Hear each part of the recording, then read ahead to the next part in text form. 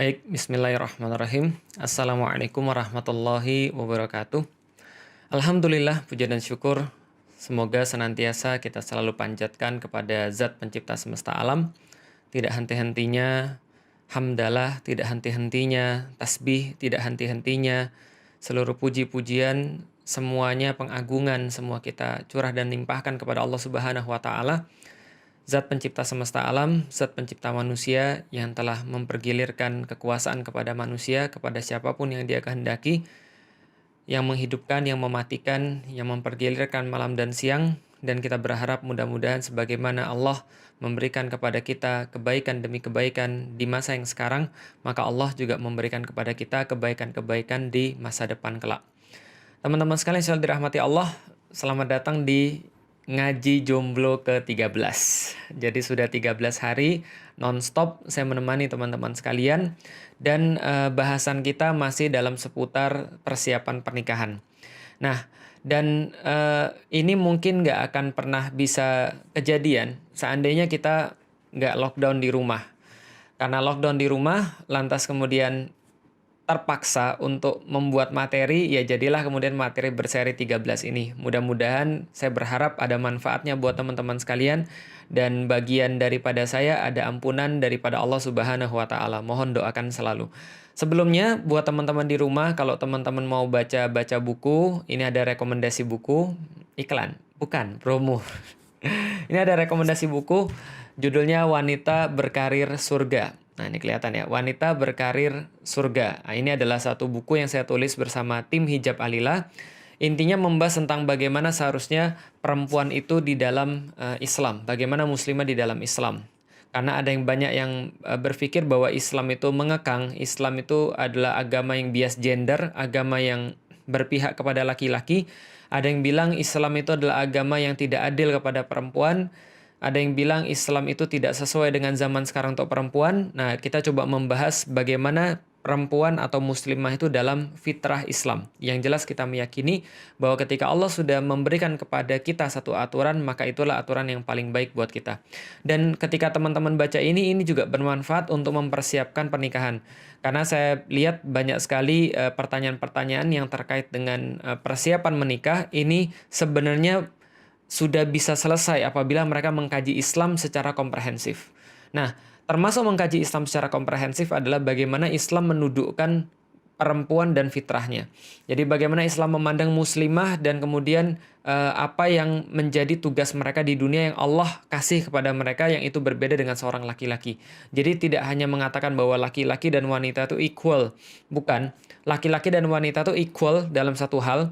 Misalnya contoh, dalam hal keadilan mereka equal, dalam hal akses terhadap pendidikan mereka equal, dalam akses terhadap kebahagiaan mereka equal, mereka sama, tapi mereka juga berbeda dalam hal yang lain. Inilah namanya fitrah manusia. Oke teman-teman sekalian, tanpa berpanjang kita coba lanjutkan tentang bagaimana cara meyakinkan orang tua. Kemarin 2 hari yang lalu kita sudah bahas tentang yang laki-laki, lalu kemudian kemarin kita sudah bahas tentang perempuan. Nah pada hari ini kita coba akan sedikit memperpanjang bahasan kita tentang bagaimana untuk bisa meyakinkan orang tua. Kemarin banyak pertanyaan yang masuk pada saya teman-teman sekalian tentang ahwat-ahwat, mbak-mbak yang mereka punya permasalahan dalam tanda kutip dengan orang tuanya.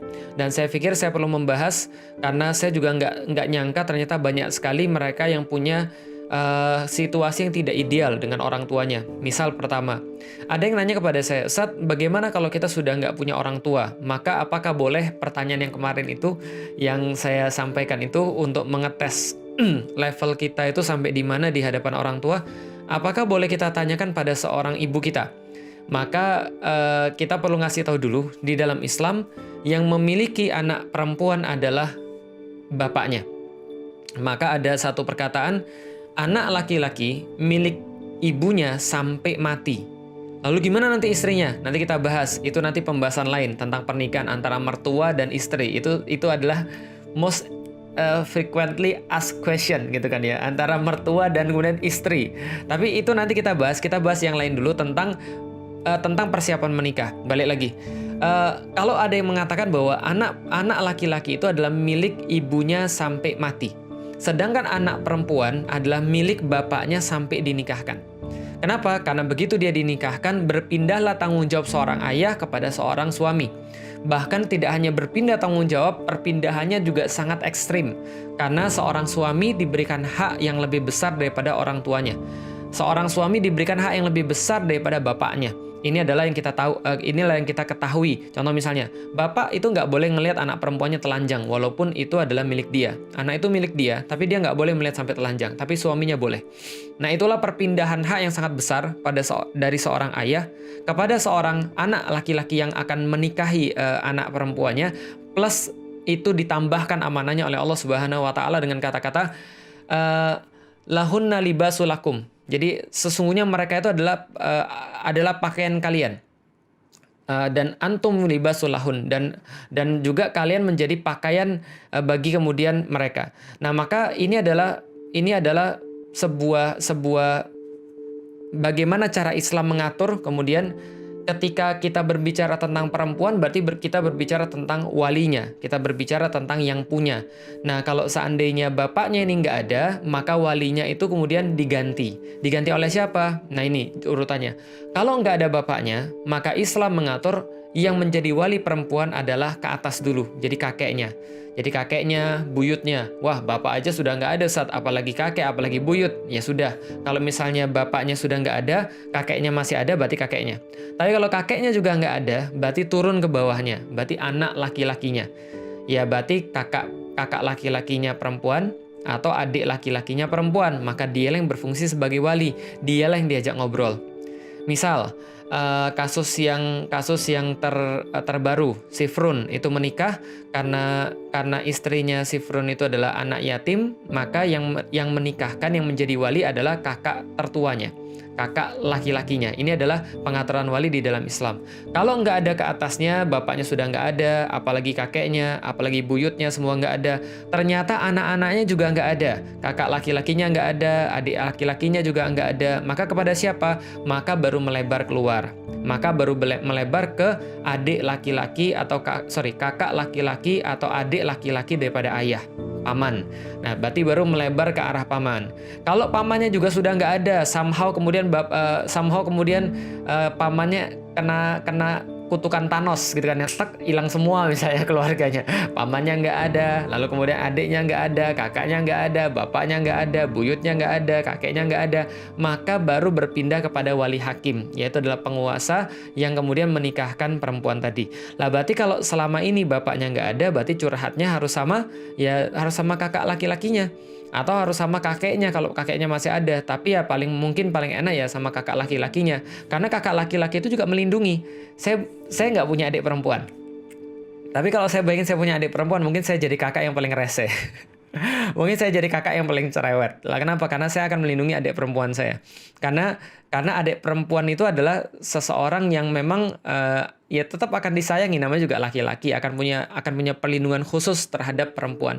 Nah, maka ini adalah kita ngobrol ke siapa. Sedangkan ibu jelas harus ngobrol kalau masih ada. Kenapa? Karena ibu, saya sudah sampaikan, bukan decision maker.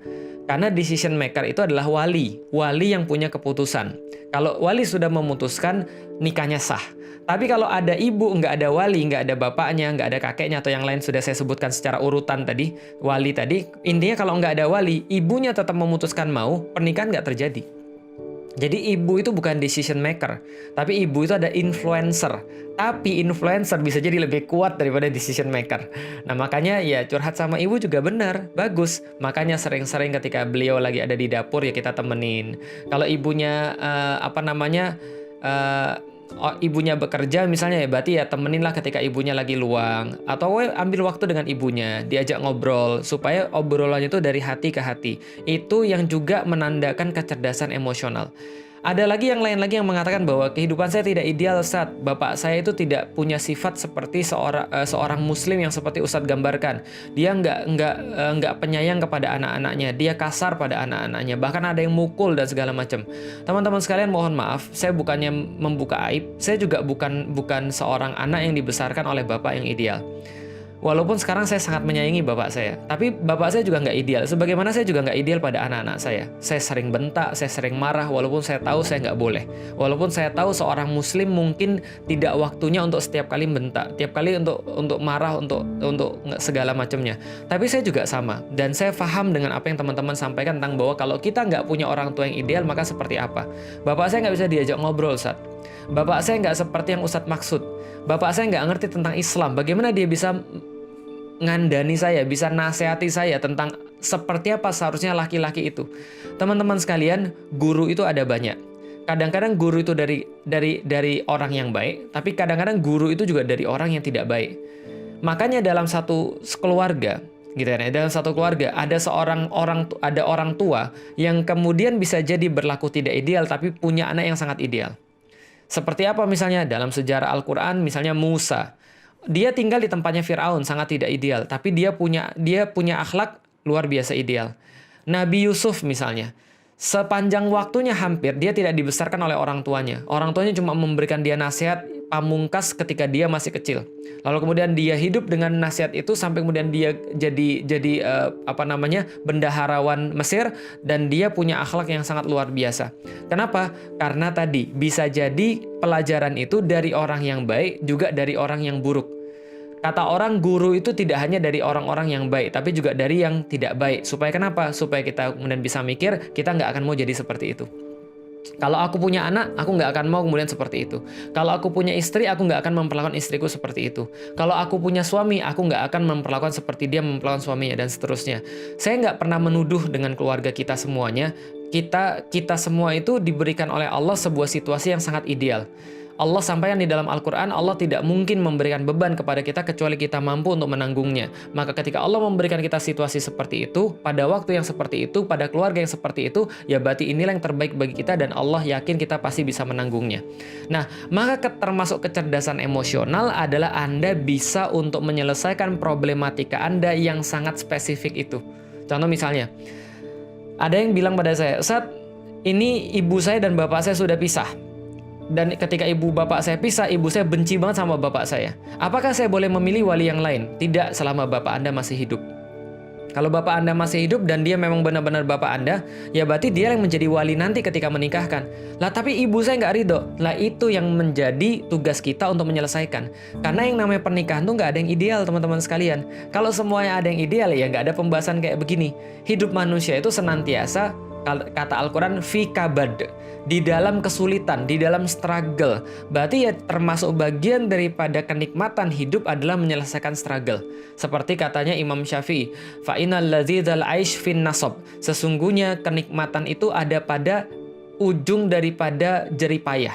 Jadi kalau seandainya Anda mendapatkan dengan mudah, bisa jadi Anda tidak akan pernah menghargai pernikahan. Which is juga menjawab pertanyaan orang-orang yang lain ketika mengatakan bahwa boleh nggak sih kalau saya sebagai seorang perempuan, walaupun kita nanti akan bahas tentang bagaimana menentukan kriteria dan segala macamnya, nanti pembahasannya besok mungkin masih panjang. Bagaimana saya melihat ini orang cocok atau enggak. Ada yang nanya, gimana kalau sebagai seorang perempuan kita menginginkan seorang laki-laki yang mapan, boleh atau tidak? Orang laki-laki yang sudah punya rumah, yang sudah punya pekerjaan, sudah punya segala-galanya.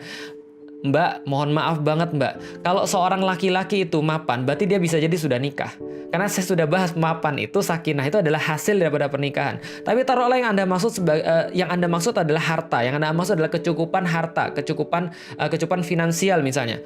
Teman-teman sekalian, saya pengen kasih tahu, seorang laki-laki itu nggak ada yang kaya dari awal, kecuali kalau bapaknya adalah konglomerat.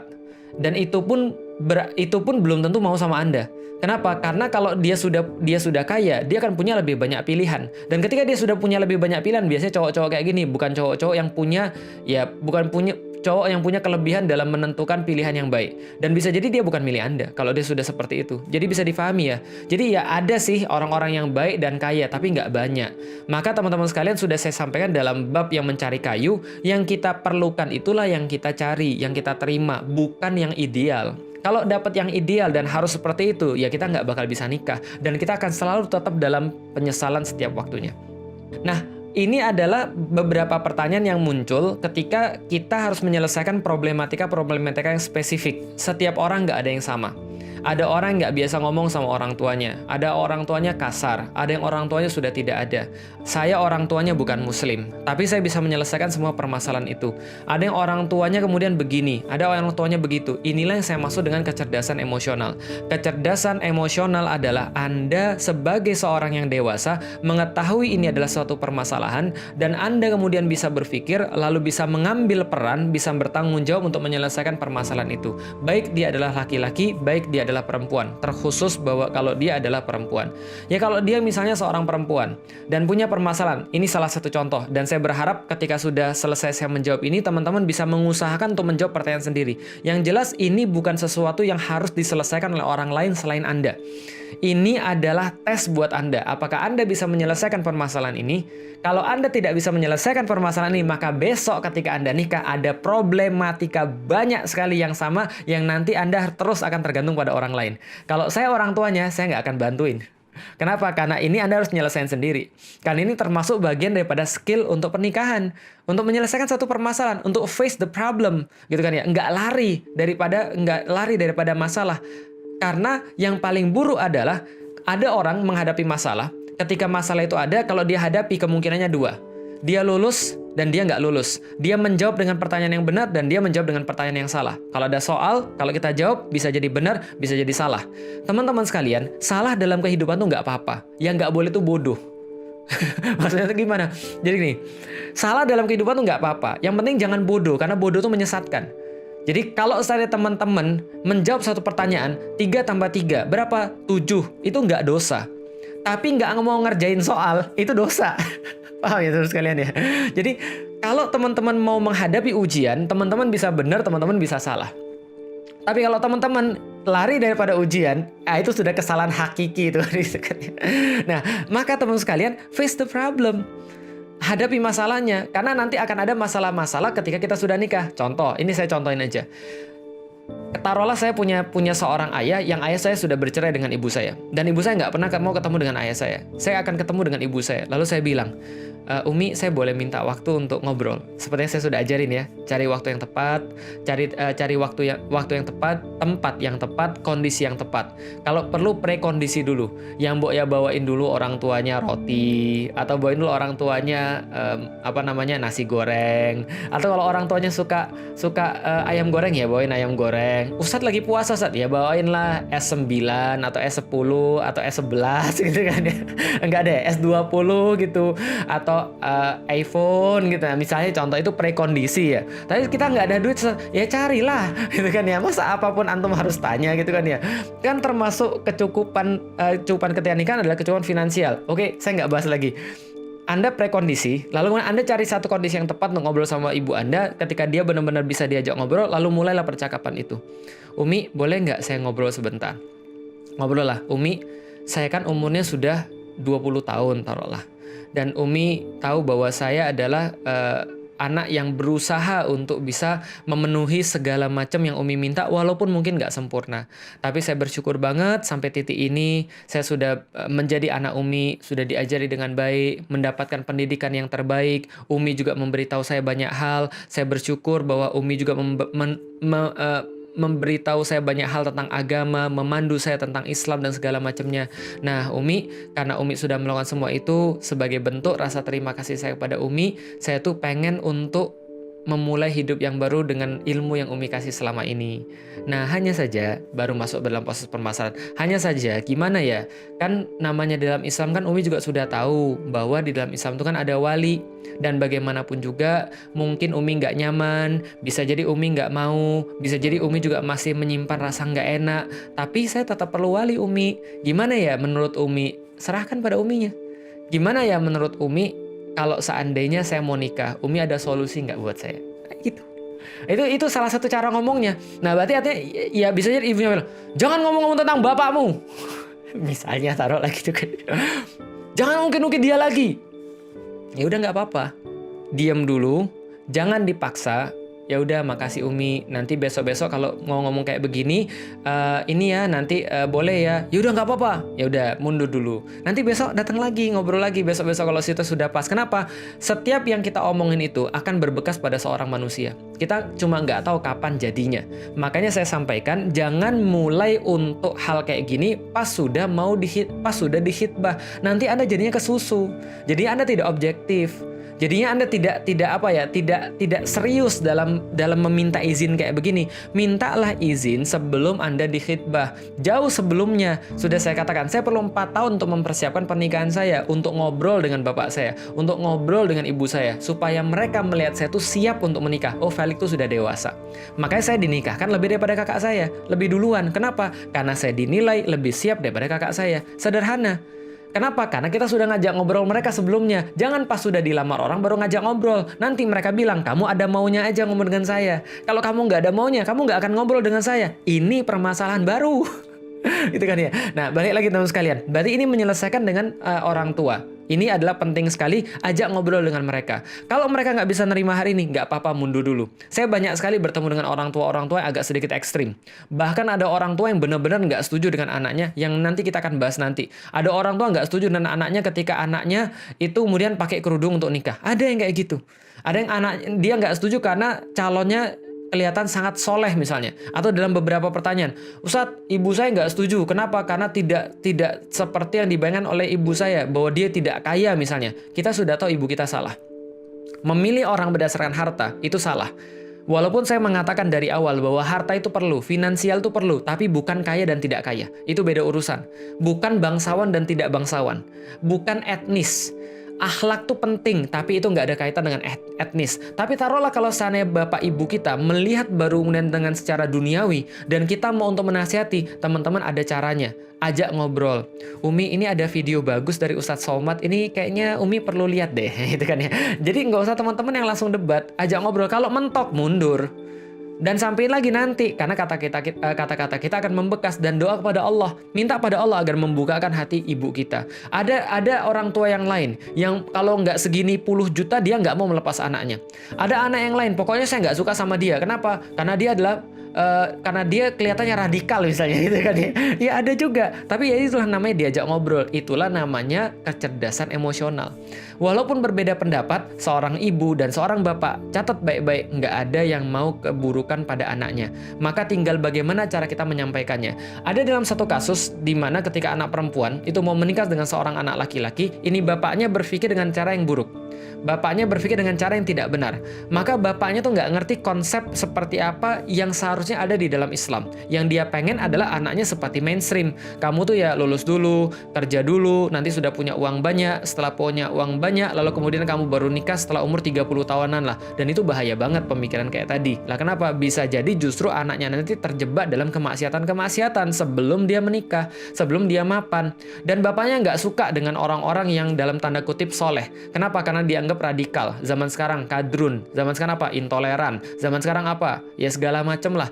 Dianggap orang-orang yang tidak bisa menerima pendapat orang lain. Orang-orang Islam itu dianggap orang-orang yang sumbu pendek dan segala macamnya. Termakan media, framing media yang buruk. Sehingga dia tidak mau anaknya ketika itu nikah sama orang yang dalam tanda kutip jenggotan.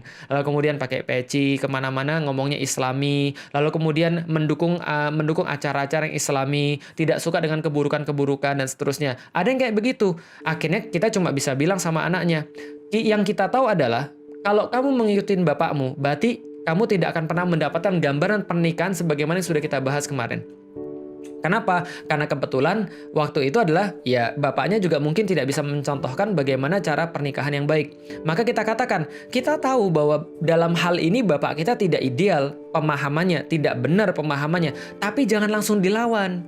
Jangan langsung kemudian didebat. Kenapa? Karena kalau antum langsung lawan, antum langsung debat, jadinya malah buruk.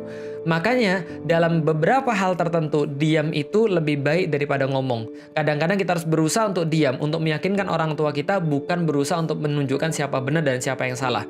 Karena dalam hal orang tua kita, ketika kita menyakiti hati dia, itu sudah dosa. Masalahnya ada di situ. Maka ada pendekatan-pendekatan yang lain untuk bisa ngobrol dengan dia. Oke? Jadi ini yang mau saya bicarakan pada hari ini teman-teman sekalian. Yang mau saya bicarakan adalah ketika teman-teman menemui hal-hal yang tidak ideal, coba gunakan. Inilah pentingnya kecerdasan emosional. Akhirnya saya harus bahas tentang ini lagi. Karena pernikahan itu tentang bagaimana cara kita untuk berkomunikasi. Tolong dicatat, pernikahan itu tentang bagaimana cara kita untuk berkomunikasi. Berkomunikasi dengan orang tua, itu melatih kita tentang bagaimana cara berkomunikasi dengan pasangan. Berkomunikasi dengan orang tua, menyelesaikan permasalahan dengan mereka, itu melatih kita bagaimana kalau kita berbeda pendapat dengan pasangan kita. Karena berbeda pendapat dengan orang tua, itu bukan hal terakhir yang teman-teman akan rasakan di dalam hidup ini. Teman-teman akan merasakan bersama pasangan. Yakin, suatu saat nanti dia maunya ini, kita maunya ini. Dan kita nggak tahu siapa yang harus ngalah. Dan bagaimana harus bernegosiasi. Kita pikir cuma hidup itu cuma hitam dan putih. Enggak, kadang-kadang bisa jadi abu-abu, bisa jadi pertemuan tuh di tengah. Karena dalam hal-hal tertentu Allah tidak mewajibkan hitam putih. Dalam hal-hal tertentu Allah tidak mewajibkan seperti akidah. Tuhan tuh satu, Tuhan tuh satu, putih, yang lain hitam. Nggak gitu. Kadang-kadang ada sesuatu yang bisa bertemu di tengah-tengah. Saya pengen anak saya, misalnya contoh, saya pengen anak saya nanti SMA-nya begini, nanti SMP-nya begini. Istri saya bisa jadi berpikir dengan cara yang berbeda. Lalu bagaimana cara kita untuk menyelesaikan hal ini? Nah, inilah kemudian namanya kemampuan untuk negosiasi, kemampuan untuk komunikasi. Dan kemampuan komunikasi itu harus benar-benar dengan hati yang bersih. Menarik teman-teman sekalian, yang terakhir pengen saya sampaikan pada teman-teman sekalian adalah sebuah perumpamaan. Terus terang beberapa hari ini, termasuk tadi, kenapa saya telat 10 menit untuk buka ngaji jomblo, karena saya nemenin anak-anak main building blocks, main Lego. Dan teman-teman tahu pas anak-anak itu main Lego, dia lagi buat Tower Petronas yang diupload sama istri saya kemarin. Dia lagi buat Tower Petronas, itu tinggi banget, ada 1616 pieces kalau saya nggak salah, atau 1612 pieces, pokoknya 1600-an pieces Lego. Nah, di 1600-an pieces Lego tuh mereka udah jadi.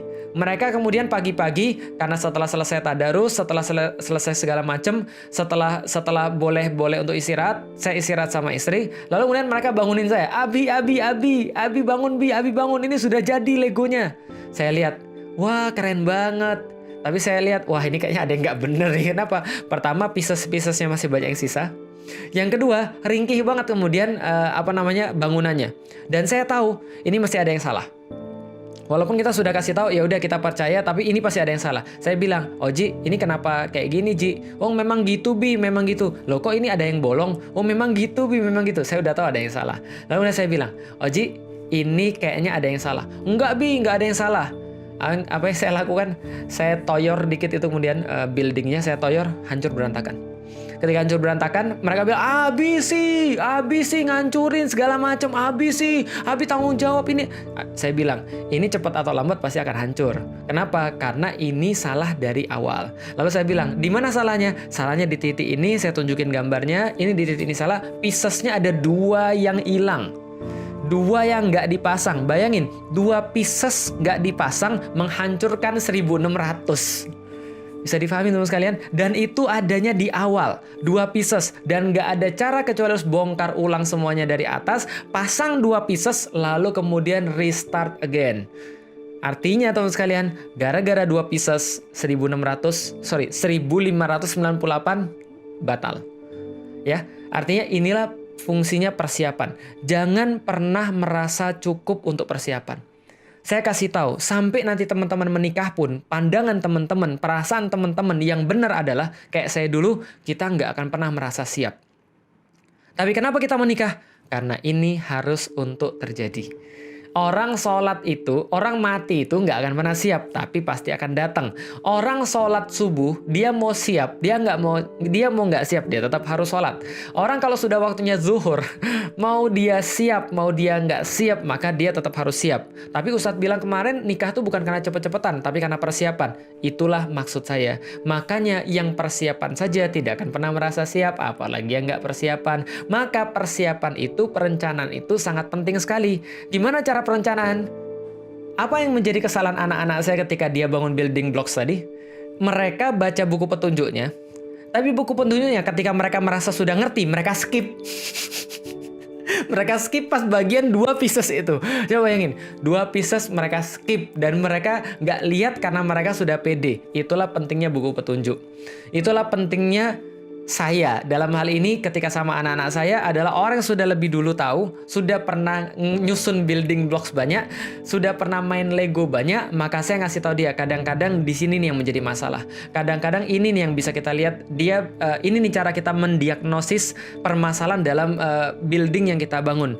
Kalau sana di atas mulai ada yang goyang, mesti ada masalah. Karena yang buat itu nggak mungkin buat satu desain yang bisa goyang. Artinya pasti ada masalah. Kalau mulai ada satu walaupun slide walaupun dikit doang, nggak ngeklik, itu masih ada masalah. Maka kita harus restart ulang. Artinya, 2 pieces bisa membuat banyak masalah. Pernikahan juga sama. Banyak orang merasa, apa salah pada pernikahan saya? Apa yang menjadi problem dalam pernikahan saya? Kenapa semuanya hancur begitu saja? Iya, karena kurang 2 pieces aja. Kenapa semuanya seolah-olah kemudian sangat rapuh? Iya, karena kurang 2 pieces saja. Berapa banyak di antara teman-teman sekalian yang melihat pernikahan-pernikahan? Sudah puluhan tahun, 20 tahun, 30 tahun, tiba-tiba dalam satu hari, tiba-tiba seolah-olah tidak ada lagi cinta selama 20 tahun. Seolah lagi nggak ada lagi cinta selama 30 tahun yang bisa diingat. Nggak ada lagi kemudian kasih sayang yang bisa untuk mengikat. Nggak ada lagi anak-anak yang bisa untuk memperbaiki. Nggak ada Allah yang bisa diingat. Kok bisa? Padahal dua-duanya sama-sama soleh.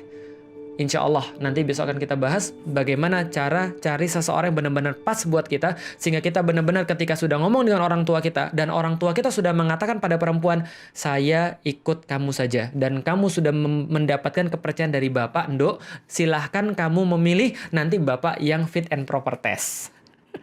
Enak kan? Dan seorang laki-laki sudah dibilang sama orang tuanya, monggo le, silahkan bapak di belakangmu, cari perempuan yang kamu suka, datangin orang tuanya. Kalau kamu perlu bapak untuk datang kepada orang tuanya, bapak akan siap untuk datang membawa kamu dan menikahkan kamu le. Nah itu baru benar. Nah kalau itu sudah kejadian, lalu kemudian sudah kita pilih hitbah, lalu kemudian sudah bisa semuanya klop, walaupun pasti ada permasalahan, dan nanti besok-besok akan kita bahas. Nah bagaimana cara menentukan dalam fase ta'aruf, oh ini adalah kemudian yang memang cocok untuk saya. Ini memang yang saya perlukan. Atau kalau ada yang mengatakan, gimana kalau kita kemudian membatalkan ta'aruf kita? Itu juga boleh. Dan karena itulah ada ta'aruf. Karena ta'aruf itu adalah proses yang bisa jadi benar, bisa jadi salah. Bisa jadi pilihan kita adalah sesuatu yang kita perlukan. Bisa jadi setelah dalam perjalanan tidak. Bisa jadi kemudian jadi pada pernikahan. Bisa jadi tidak jadi pada pernikahan. Dan karena Anda lebih cocok untuk yang lain dan dia lebih cocok untuk yang lain.